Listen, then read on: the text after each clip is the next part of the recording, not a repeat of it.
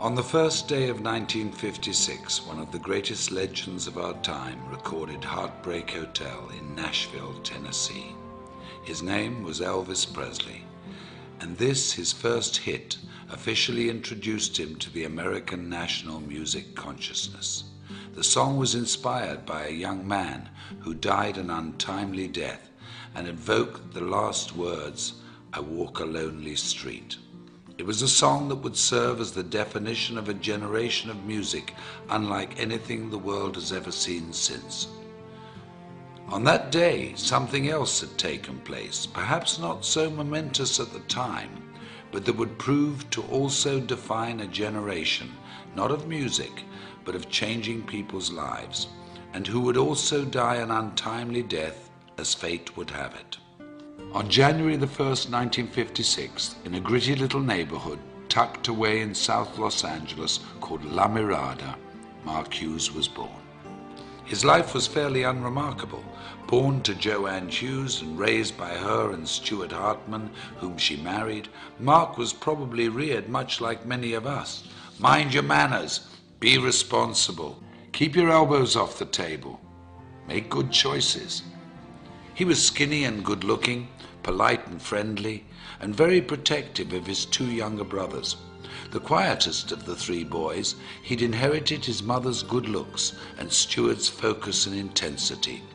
Like many families of the day, Joanne and Stuart moved the family to Camarillo to try to provide a better life for them, to build a future and keep the family safe. And like many other families of the day, their not-so-picture-perfect marriage fell apart and resulted in a divorce that would change the family forever.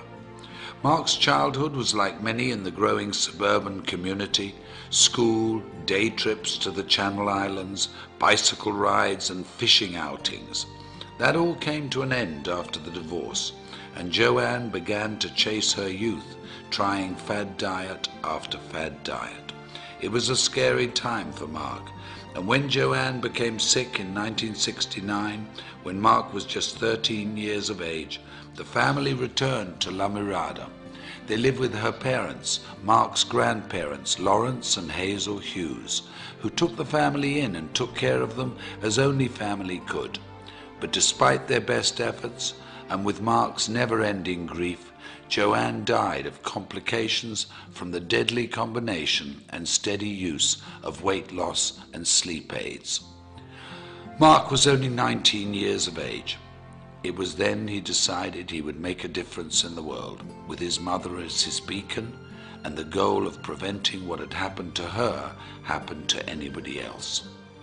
While fundraising for a California youth group, Mark had found his calling. He was charismatic, charming and persuasive. He'd even convinced then Governor Ronald Reagan to part with $500. And with the taste of success in his mouth, the goal of changing lives through better health as his objective, the idea of personal financial freedom, and the memory of his mother in his heart, Mark Hughes entered the world of direct selling and network marketing. In 1976, Mark began selling Slender Now diet products, quickly becoming one of their top 100 earners.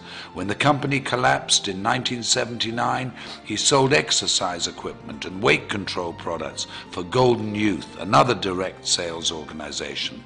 And when Golden Youth also failed, Mark decided to start his own company. Intrigued by the Eastern philosophy of herbal medicine, combined with the vitamin and mineral technology of the West, he co-developed a line of products that promised a bold 100% satisfaction guaranteed or your money back.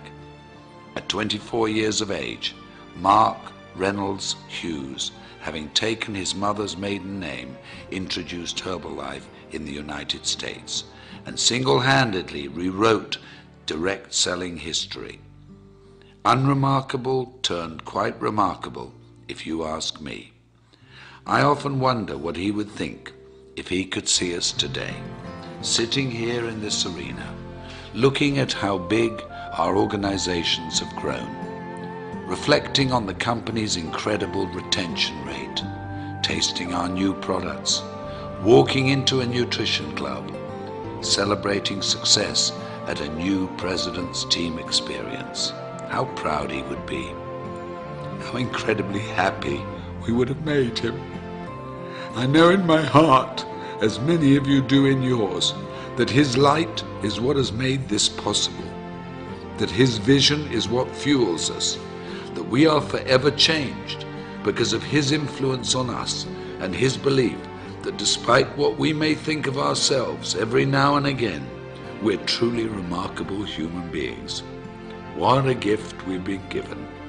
What an incredible, invaluable, unique gift. I had this incredible dream when I wanted to start the Herbalife company that we could help people lose weight and we could help them do it safely, and they would have not just hope, that they would have reality